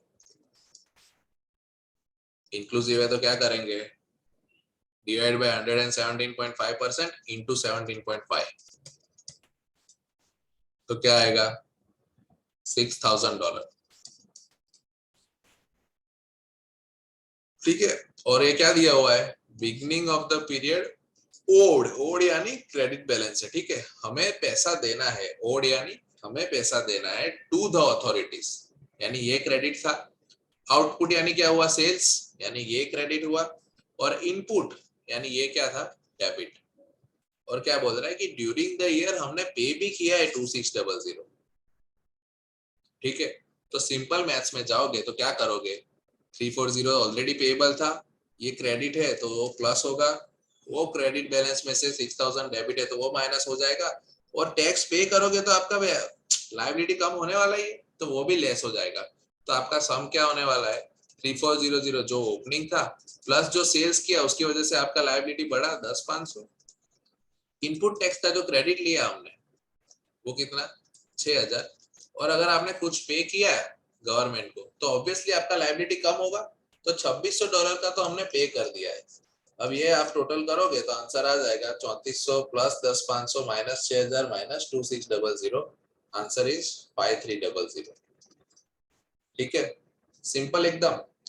ओड दिया यानी ओपनिंग 3,400 दिया, ये लायबिलिटी है, क्रेडिट बैलेंस है। सेल्स वाला हमने गिन लिया, 10,500 और भरने के आए क्योंकि हमने 10,500 गवर्नमेंट के बिहाफ पे कलेक्ट किए। हाँ, लेकिन उसके सामने हम क्या करते हैं कि जो परचेस पे हम जो टैक्स पे करते हैं उसका क्रेडिट ले लेते हैं, तो हमने 6,000 का क्रेडिट ले लिया। और अगर गवर्नमेंट को पे किया है तो ऑब्वियसली हमारा लायबिलिटी कम होगा, तो वो भी हम माइनस करेंगे। आंसर आ जाता है कि भाई 5,300 अभी भी देना है। 5,300 is a credit balance.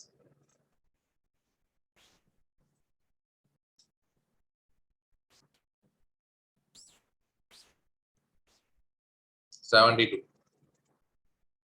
Which of the following statement best explains the sales account of a business? क्या बोल रहा है, credited with the total of sales made including sales tax, excluding sales tax, total purchase including sales tax, total expense excluding sales tax, including खिला रहा है। ठीक है, हमने जो स्टार्टिंग में ये चैप्टर स्टार्ट किया था तब क्या एग्जांपल लिया था कि अगर हम 10,000 का सेल करते हैं और उसके ऊपर अगर 10% का सेल्स टैक्स है यानी कि 1,000 है, तो कस्टमर से हम लेंगे 11,000। इसके पीछे हमारा रेशनल क्या था कि हमारा इनकम 11,000 नहीं है। क्यों, क्योंकि ये जो 1,000 है वो हम गवर्नमेंट के बिहाफ पे कलेक्ट करते हैं, यानी कि वो हमारा लायबिलिटी है, क्रेडिट है। तो यानी कि हम एक्चुअली ये ट्रांजैक्शन से कितना कमा रहे हैं, 10,000। हाँ, कस्टमर हमको 11,000 देगा पूरा।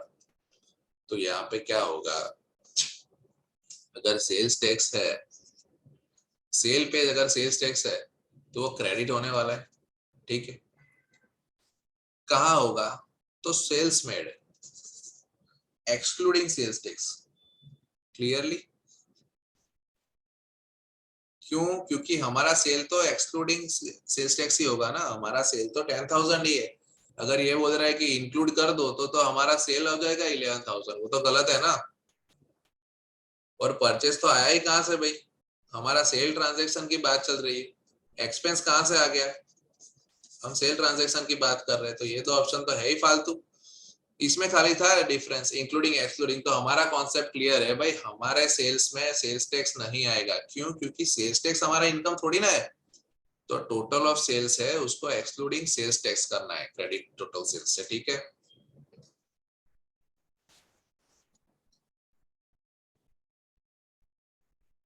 73 क्लियर है ना ये वाला।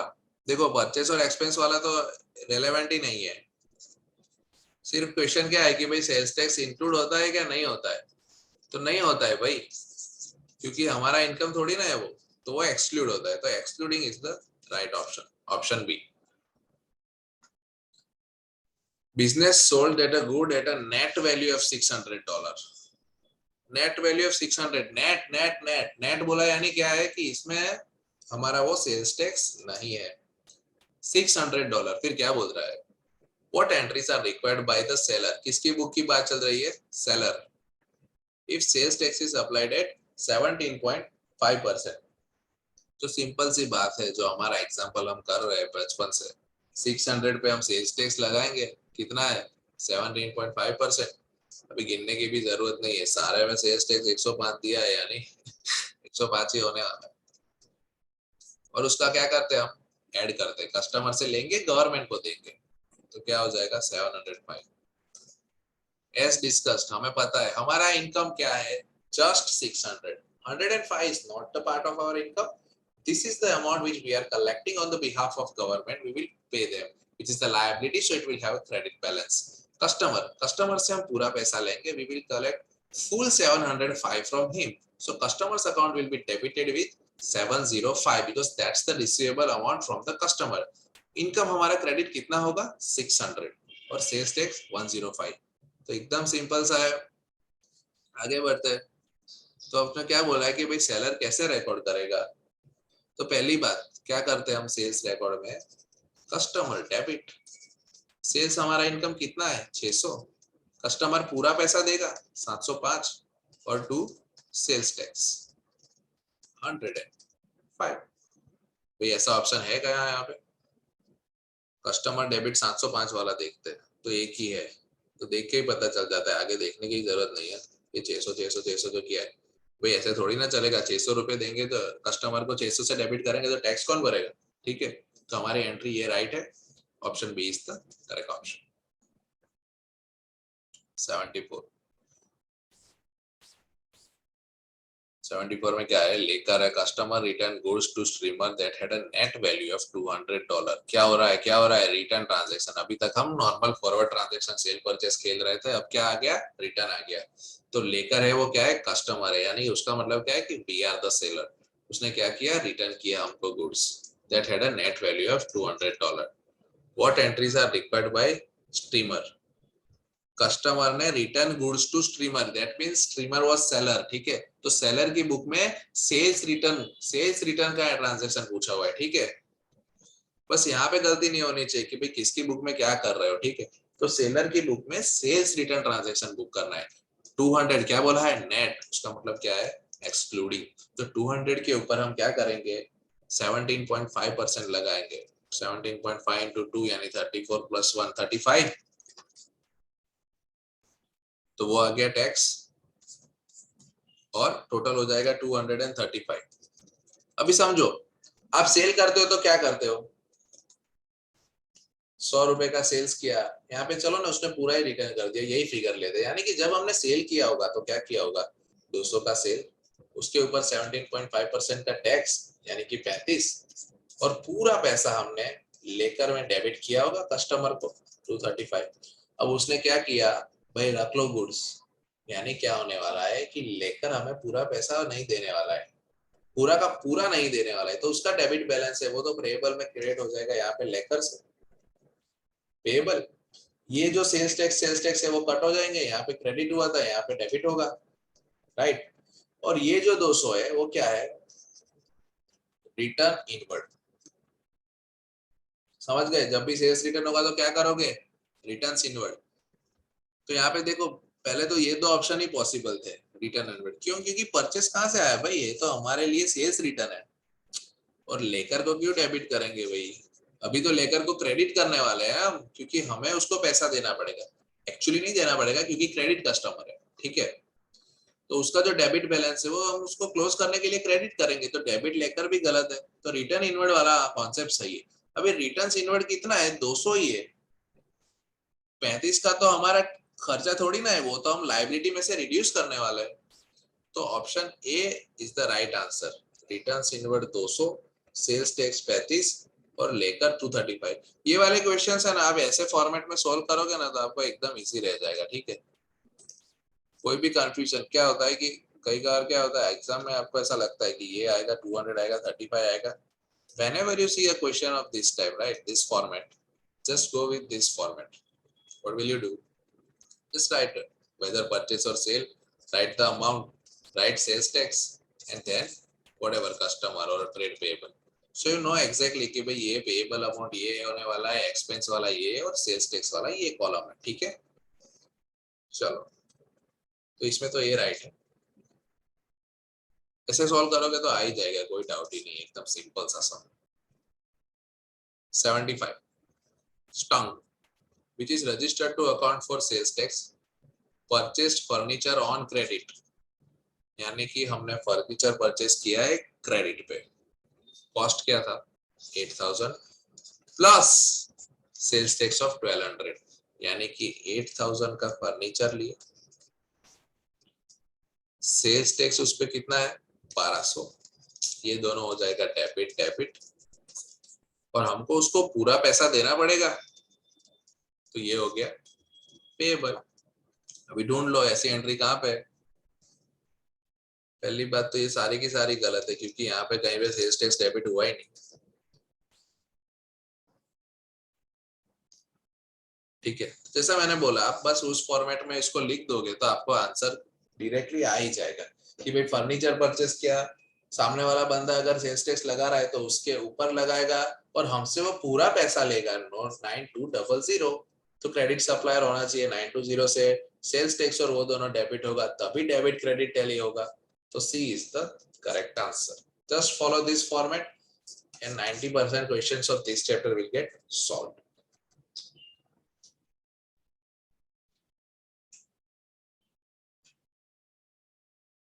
चलो, आ गया माउस। या चलो, ट्रू और फॉल्स पूछा हुआ है, ठीक है। चलो ट्रू और फॉल्स खेलते हैं। Sales tax is a form of indirect taxation. अभी तक आई बिलीव आपने ये कॉन्सेप्ट समझ ही लिया होगा, नहीं समझा है तो अभी एक बार छोटा सा डिस्कस कर लेते हैं। बेसिकली इंडिया के फॉर्म में आप देखो तो आपको जो इनकम टैक्स पे करना होता है वो डायरेक्ट टैक्स है। क्यों? क्योंकि आपकी इनकम पे आप टैक्स पे करते हो गवर्नमेंट को डायरेक्टली। यहाँ पे आप इंडिया के सिनेरियो में जीएसटी होता है, वो क्या होता है? आपने कोई एक्सपेंस किया, आपने पिज्जा खाया, आप रेस्टोरेंट में गए, आपने होटल बुक किया, आपने कोई फर्नीचर परचेस किया, आपने एसी परचेस किया, तो आप क्या करते हो? सेलर को जीएसटी देते हो, क्योंकि वो अपने बिल में जीएसटी लगा रहा है, तो आप खरीदोगे तो जीएसटी पे करने वाले। तो क्या हुआ कि सरकार ने क्या किया? पैसा तो मेरा लिया, पर मैंने गवर्नमेंट को नहीं दिया, मैंने दिया मेरे सप्लायर को, और सप्लायर देगा गवर्नमेंट को, ठीक है। तो वो क्या हो गया? Indirect taxation.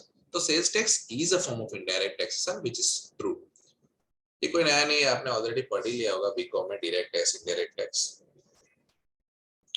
If input tax exceeds output tax the difference is payable. कैसी बातें कर रहा है?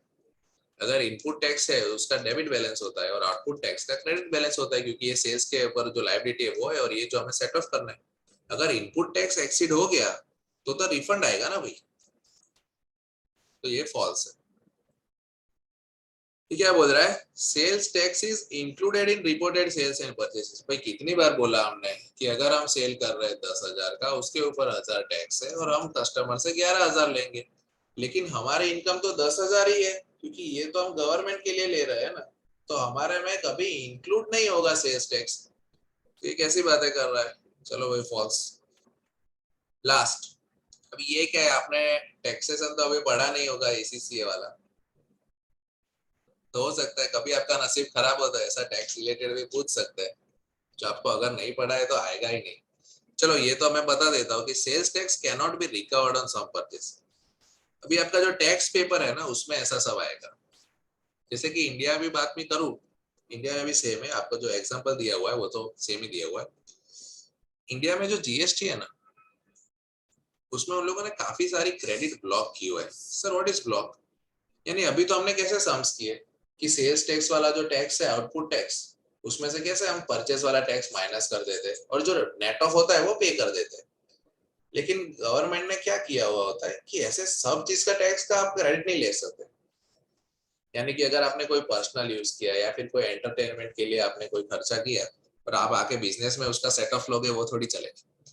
फिर गवर्नमेंट क्या करती है कई कई बार कि उनको कुछ जगह पे किसी इंडस्ट्री में क्रेडिट रोकना होता है कि भाई इसमें हमको बहुत लॉस हो जाएगा। फॉर एग्जाम्पल इंडिया में जीएसटी में सेक्शन 17 है ब्लॉक्ड क्रेडिट के लिए। उसमें उन्होंने क्या बोला है कि ये जो कार और ये सब परचेस करते हो ना उसका क्रेडिट नहीं मिलेगा। अगर आप डीलर हो तो मिलेगा, लेकिन आप कंज्यूमर हो यानी डीलर यानी आप जो शोरूम वाला जो होता है वो अगर मैन्युफैक्चरर से परचेस कर रहा है वो क्रेडिट ले सकता है।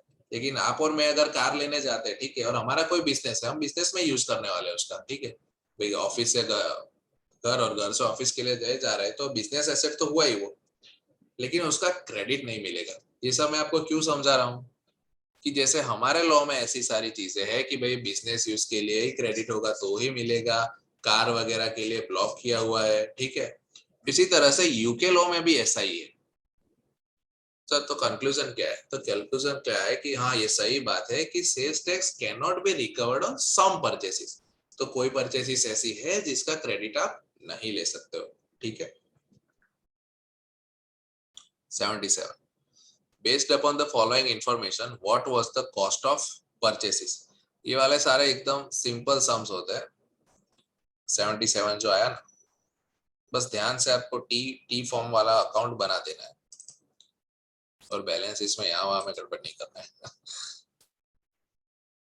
तो यहाँ पे कौन सा लेजर बनाओगे आप? Trade payables, debit, credit. Opening trade payables यानी ओपनिंग बैलेंस, क्रेडिट बैलेंस होता है ट्रेड पेएबल्स का 142600। ऐसे बाजू में ही बना देने का आपके क्वेश्चन में, ताकि आपको एग्जाम के टाइम इजी रहे। कैश पेड, कैश पे करने से क्या होगा? ट्रेड पेएबल्स का बैलेंस कम होगा तो डेबिट करे। डिस्काउंट रिसीव्ड, डिस्काउंट रिसीव करने से क्या होगा कि हम कम पैसा देंगे, हम कम पैसा दे रहे हैं यानी क्या हो रहा है कि हमारी लायबिलिटी हम कम कर रहे हैं, तो डिस्काउंट रिसीव्ड से भी बैलेंस कम होने वाला है तो डेबिट होगा। गुड्स रिटर्न, एक बात समझो, अगर आप गुड्स खरीदते हो 1 लाख के तो आपको 1 लाख रुपए देने पड़ेंगे। अगर आपने उसको 50,000 के गुड्स रिटर्न कर दिए तो आप कितना पैसा देने वाले हो? उसको 50 ही देने वाले हो, आपका लायबिलिटी कम हो गया। तो गुड्स रिटर्न, ठीक है, रिटर्न आउटवर्ड्स जो है वो भी आपका क्या करेंगे? ट्रेड पेएबल्स का बैलेंस तो कम करेंगे, तो वो हो गया 27,500। और लास्ट में उसने क्लोजिंग दे दिया है ट्रेडिंग पेएबल्स का 13,780। समझे? तो ये पूरा एक्सरसाइज करने के बाद यहाँ पे जो बैलेंसिंग फिगर आएगा वो आपका परचेस है, ठीक है। परचेस पूछा हुआ है, ठीक है, तो उसने परचेस के अलावा सब दे दिया आपको, ओपनिंग दे दिया, क्लोजिंग दे दिया, डिस्काउंट दे दिया, रिटर्न दे दिया और कैश रिसीट्स, कैश पेमेंट्स भी दे दिया। तो जो बैलेंस फिगर होगा वो क्या होगा? परचेस। तो यहाँ पे आ जाएगा 578,200। हम 80 तक ले लेते हैं, ठीक है, 715 हो गया है बट 3 सम और ले लेते हैं। 78, you are given the following information: receivables at January 2013, receivables at 31st December 2013 और total receipts including cash sales. फिर पूछा क्या है? Sales revenue figure. क्या पूछा है? Sales revenue figure.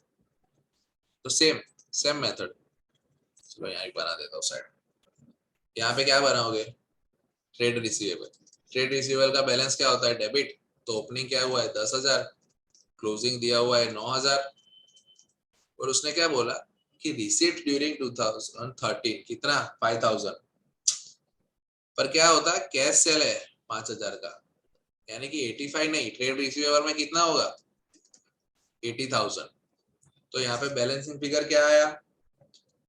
Basically 1,000 minus हो जाएगा, 10 - 9, तो 80 की जगह के क्या हो जाएगा हमारा? 79,000 ये क्या है? Credit sale. ये मत लिख देना, क्यों? एक कैश सेल भी तो था 5,000 का, तो प्लस कैश सेल 5,000, तो हमारा सेल्स रेवेन्यू कितना हुआ? 84,000। Clear? No doubt. Trade receivable का ओपनिंग क्लोजिंग दे दिया और उसको क्या पैसा दिया वो भी दे दिया, तो बैलेंसिंग फिगर क्या होगा? Credit sale. और एक हमको कैश सेल भी दिया हुआ है 5,000, क्योंकि उसने टोटल सेल्स रेवेन्यू फिगर पूछा है, तो वो तो कैश प्लस क्रेडिट होगा। तो क्रेडिट सेल हो गया 79,000 plus cash cell 5,000, 84,000 is the correct answer. 79। P is the sole proprietor whose accounting records are incomplete. सारे सेल्स उसके कैश सेल्स है, ओके। और 50,000 वाज बैंक्ड। बैंक्ड यानी बैंक में हमने पैसा भरा, ठीक है, बैंक में पैसा भरा, बैंक। और जो 50,000 भरा कैश, उसमें से क्या बोल रहा है भाई? 5,000 सेल ऑफ बिजनेस कार है, यानी कि कैश सेल्स 45 होगा शायद, हमें कंक्लूड करना भी नहीं है, बट बस लॉजिक दे रहा हूँ कि जो 50,000 बैंक में भरे उसमें से 5,000 जो थे वो कार बेच के, असेट बेच के आए थे। फिर क्या बोल रहा है कि 12,000 का वेजिस पे किया, ओके। 2,000 पर मंथ मैंने ड्रॉइंग्स लिया, यानी ठीक है, तो 24,000 हुए होंगे 12 मंथ के, और क्लोजिंग और ओपनिंग कैश दे दिया, ठीक है। फिर क्या बोल रहा है? सेल्स रेवेन्यू बता दो मेरे को, तो हम कैश अकाउंट बना देते हैं। फिर ओपनिंग क्या दिया है उसने? 300। क्लोजिंग क्या दिया है? 400। देखो लास्ट लाइन में दिया है, ठीक है, the cash in till at beginning and and. अब देखो 50,000 बैंक में पे किया है, उसका मतलब क्या है? कैश तो गया हमारा, कैश डेबिट है, क्रेडिट है, तो कैश क्रेडिट होता है जब भी आप बैंक में पैसा भरते हो, तो bank account debit to cash, यानी यहाँ पे आएगा बैंक, आपका कैश का बैलेंस कम होता है 50,000। उसमें उसने क्या बोला? 5,000 from sale of business car, यानी ये इनकम तो उसने हमको बता ही दी कि भाई सेल ऑफ बिजनेस कार से कितना पैसा आया, कैश आया होगा ना 5,000।